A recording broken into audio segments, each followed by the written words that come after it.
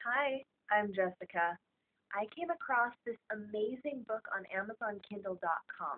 Now, those of you who know me know that I don't read very much. I'm very selective with books that I buy, but the book description was so captivating I had to buy it and read it from cover to cover all in one day. Let me read you a few pages and show you what I mean. This book is Very Narrow Bridge by Hillel F. Damron.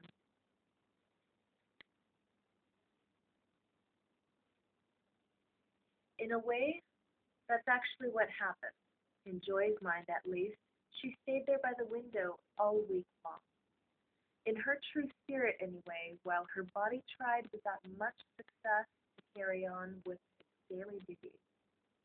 It went to work very late.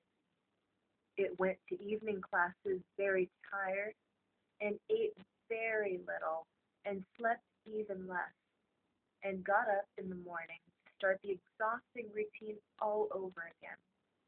And therefore, when, at 5 in the late afternoon of the first Saturday of June, also my birthday, her father stopped his pickup truck on the narrow street in front of her apartment building, she was there by the window, in spirit and in body as if she'd never left it.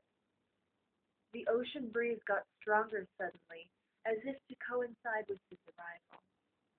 It swung the drapes in front of her back and forth, cooling her warmed face and playing with her hair, which had begun to grow longer again. The waves of the ocean picked up steam as well, and were chasing the swimmers back to the shore where the waves themselves ended their long journey on the sand, burning brightly as the sun itself dipped below the horizon into the ocean, still strong enough to paint everything gold. But that was all in the background. The main event, the man himself, was in the foreground, in front of her house, where he'd parked his car. She waved to him from her window, and he waved back to her from his car. So she turned around, picked up her purse and the bottle of wine she bought at Trader Joe's, and flew down the stairs wearing the short, but not too short, summer dress she'd bought yesterday on Main Street.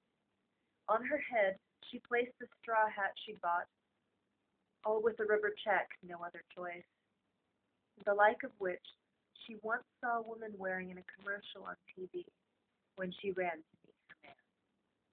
Very European, Parisian even, she figured. She stopped by the driver's side and said, "Hi," and he said, "Hello, Joy." So she raised herself on one leg while the other one remained free in the air and gave him a quick kiss on the cheek through the open window. She was allowed to do that, she believed. He was her father, after all. And by doing so, anyway, she started this date this evening, exactly where she left off last week. She got into the cabin then, put her hat on her knees, and said, "Let's go." He smiled and said, "At your service, ma'am." But she believed his smile said something else entirely. It said, "I never left this spot, you know, just as you never left the window up at your apartment." He shifted the car into gear then and took off like the sudden ocean breeze, and that's how their journey began, leading, unbeknown to them at the time, into a very narrow place. Wow. Such a captivating, moving story. This is A Very Narrow Bridge by Hillel F. Damron. It's only $4.99 at AmazonKindle.com, and I strongly encourage you to buy it and read it for yourself and tell me how you like it. I know you're going to love it. But I will be back soon to read you some more. I promise. Bye.